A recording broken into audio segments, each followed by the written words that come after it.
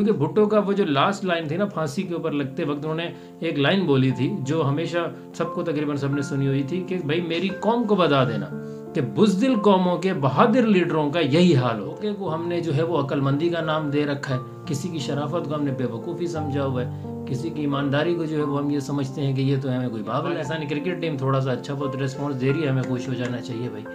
वो छक्के मार के मुल्क चलाओगे क्या भाई? अच्छा जी, साइफर लीक बहुत ही हॉट टॉपिक चल रहा है पाकिस्तान के अंदर। देखें, इसके ऊपर हर बंदा अपना तजज़िया दे रहा है, उसे जो समझ आ रही है वो कर रहा है। देखिए, बात ये नहीं है। अच्छा, आज से कुछ अर्सा पहले मैं सबसे पहले एक छोटी सी एग्जांपल दूंगा कि आसिफ अली जरदारी साहब के ऊपर जो लोगों ने उनसे बदतमीज़ी की थी, आउट ऑफ कंट्री वो एक मुल्क में थे और वहाँ उनके ऊपर कोई चीज़ फेंक के उनकी इंसल्ट करने की कोशिश की गई थी। काफ़ी लोगों को ये याद आ जाएगा 2014-15 की या 13 की आई थिंक ये बात होगी।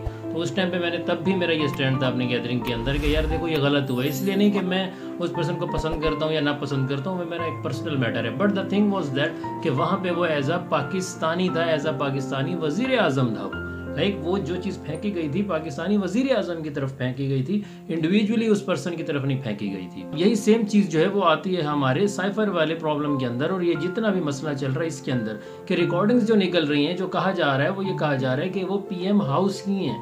ठीक है, PM house is not a fun, मतलब वो कोई मजाक नहीं है जिसे हमारे मुल्क में हर चीज़ को मजाक बना के रख दिया गया है। हमारे मुल्क के अंदर मईशत मजाक है, एजुकेशन मजाक है, पॉलिटिक्स मजाक है, कोई बच्चा मर जाए वो मजाक है। हम सैकड़ों हज़ारों केसेस जैसे देखते रहते हैं हमारे शहरों के अंदर कि बड़े बड़े लोग पता नहीं किस किस तरीके से जलील हो रहे हैं और उन्हें कोई पूछने वाला नहीं है, उनका कोई मसला हल करने वाला नहीं है। और इस टाइम पर आप इस चीज़ का सिर्फ अंदाज़ा लगाएं कि कहाँ पर लेवल पहुँच चुका है।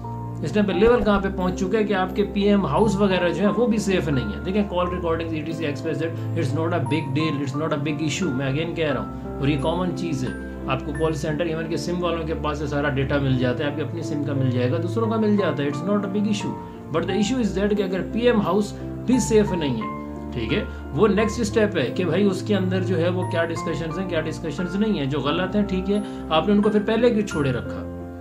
ठीक है, जो भी एक्टिविटीज इस चीज़ के ऊपर चल रही हैं मेरे हिसाब से ऐसा नहीं होना चाहिए। और अगर हो रहा है तो उसे फिर सही मकसद के लिए इस्तेमाल होना चाहिए। ऐसा नहीं है कि उसको जो है वो अपने, फॉर एग्जांपल जैसे एक मोस्टली कहा जाता है कि भाई हमने आजकल दीन और इस्लाम को जो है वो सिर्फ अपने मतलब तक के लिए रखा हुआ है। जो हदीस, जो कोटेशन हमें लगती है कि ये मेरे फेवर में, वो हम पिक कर लेते हैं। जो हदीस कोटेशन हमें लगती है कि यार मेरे फेवर में नहीं है, हम उसको इग्नोर पर डाल देते हैं। तो यही चीज़ जो है वो हमारी पॉलिटिक्स में चल रही होती है। जिसको जो अपने फेवर में चीज़ लग रही होती है वो उसको कहते हैं ये ठीक है, जो उन्हें अपने डिसफेवर में लग रही होती है उसको वो कहते हैं कि चलो भाई चलने दो।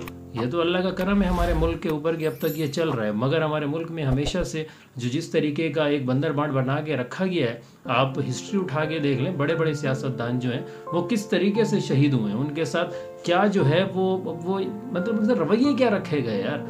क्योंकि भुट्टो का वो जो लास्ट लाइन थी ना, फांसी के ऊपर लगते वक्त उन्होंने एक लाइन बोली थी जो हमेशा सबको तकरीबन सबने सुनी हुई थी कि भाई मेरी कौम को बता देना कि बुज़दिल कौमों के बहादुर लीडरों का यही हाल होता है कि उनको कहीं और से ट्रीट करके उनको उड़ा दिया जाता है।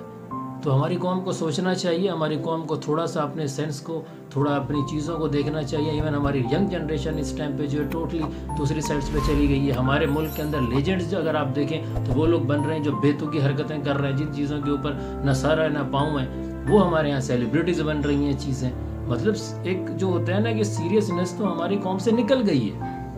आजकल ऐसा ट्रेंड बन चुका है कि धोखे को हमने जो है वो अक्लमंदी का नाम दे रखा है, किसी की शराफत को हमने बेवकूफ़ी समझा हुआ है, किसी की ईमानदारी को जो है वो हम ये समझते हैं कि ये तो हमें कोई बावला है, जो जितना बड़ा धोखेबाज है, झूठा है, फरेबी है, हम कहते हैं अरे अरे अरे ये तो बड़ा शातिर है।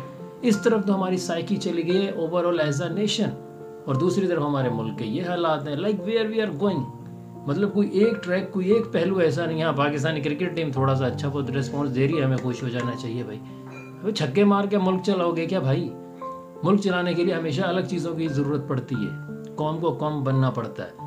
तो मेरा बस यही मैसेज है, साइफर लीक हो या इस तरह का कोई भी मसला जो नेशनल लेवल पे आता है, उसके ऊपर हमेशा हमारी कौम को, हमारे इदारों को, हमारे सियासतदानों को बड़ा सोच समझ के जो है ना फैसला भी करना चाहिए, और उस चीज़ को थोड़ा आगे भी देखना चाहिए कि लॉन्ग टर्म हमारी जो है ना वो प्लानिंग क्या है हमारे मुल्क को लेके। Thank you.